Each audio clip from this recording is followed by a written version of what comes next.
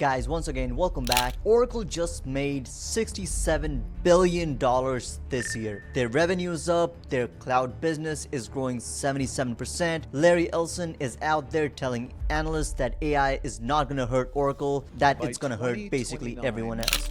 I can guarantee you AI is not going to be the problem. The simple phrase, the race goes on.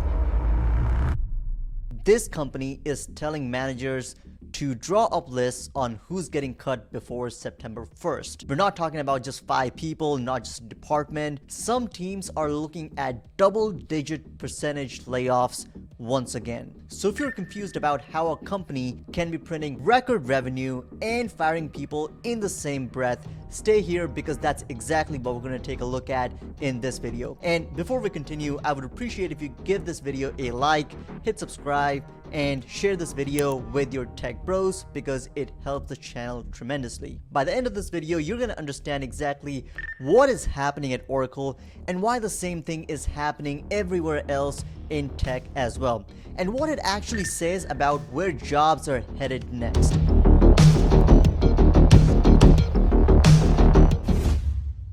So here's the timeline. Oracle already went through a brutal fiscal year. So between last May and this May, their headcount dropped from about 162,000 to about 141,000.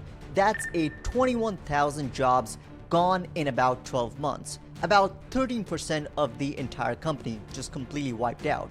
Now Oracle booked $1.8 billion in restructuring charges just for that, and they've said that the total could climb to as high as $2.1 billion once everything is accounted for.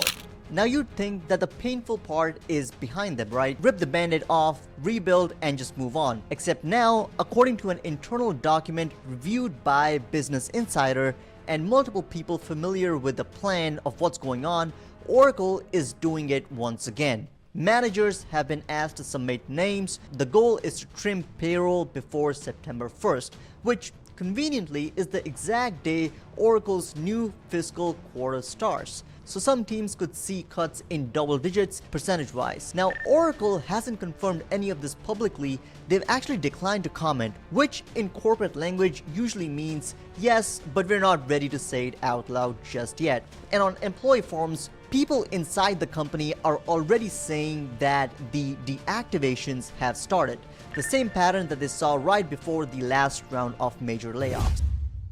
This is where it gets a lot interesting because this isn't a company that's struggling. Oracle's revenue grew about 17% this year to about $67.4 billion.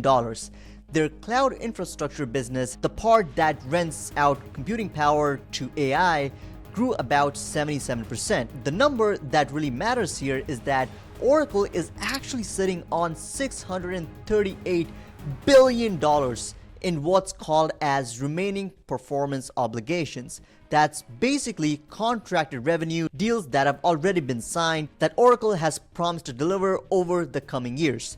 Now, that number actually grew 363% in just 1 year. So on paper, Oracle has never had more demand in its history. But the thing is that delivering on $638 billion worth of promises means building an insane amount of physical infrastructure.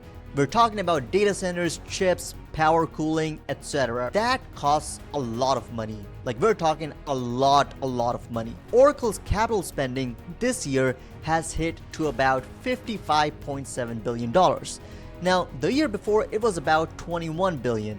And if you can do the math right, that's not a bump. That's actually more than double. Now, because they spent so much building out this stuff, Oracle actually had a cash outflow of about $27 billion this year, meaning that more money left the building than it ever came in, even with all of that revenue growth. And the thing is that to cover that gap, Oracle had to borrow billions of dollars in debt and raised about $5 billion by selling its stock. And they've also said that they expect to raise about $40 billion more in this coming year through a mix of debt and equity. Oracle is betting an enormous amount of borrowed money on AI infrastructure, paying off over the next several years. And conveniently enough, payroll is actually the only lever that they can pull fast enough to offset that enormous bill. So cutting people is actually quicker than cutting a data center contract that you've already signed. And believe it or not, that's not a guess, by the way. That's basically the argument that the analysts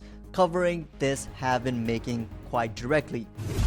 Now here's the thing that should actually worry you more than the Oracle headline itself. This exact pattern is showing up everywhere in tech right now. So take a look at Salesforce.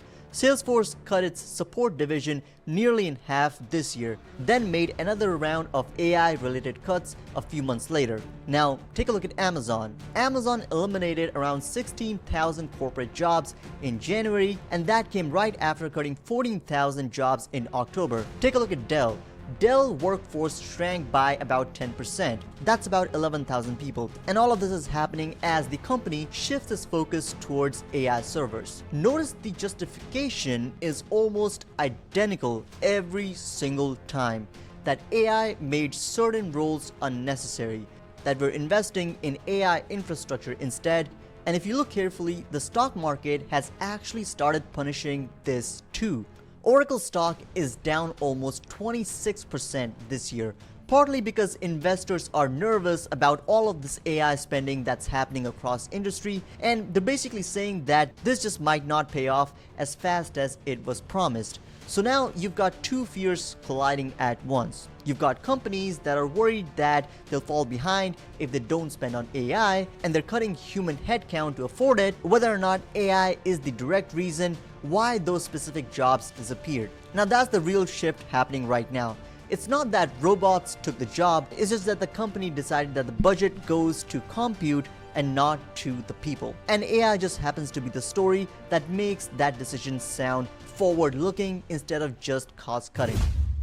So what do you actually do with all of this information? Well, first, if you're in tech, especially in a role that touches support, operations, or anything that's a defined process that could theoretically be automated, this is your signal to basically get ahead of it.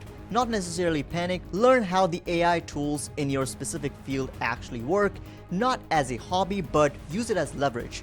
And the people that are getting cut right now are often not the people that are using AI to do more. They're the people whose entire job was the thing AI got assigned to instead. The other thing is that you've got to pay attention to the gap between a company's revenue headlines and the actual cash position. Oracle looks incredible on the top line, but the cash outflow and the debt raises and the stock sales are telling you a completely different story on how stretched a company actually is. That gap, my friends, is where the next wave of headlines comes from. Not just at Oracle, but pretty much across the sector. And the other thing is that just because the revenue growth is high doesn't mean that there is going to be any kind of job security in 2026. As a matter of fact, you have to be more careful about jobs in 2026 than in any of the past years. Well, I hope this video was useful to you. If you found value in this video, give it a thumbs up. Make sure you're subscribed to the channel. That helps this channel out substantially.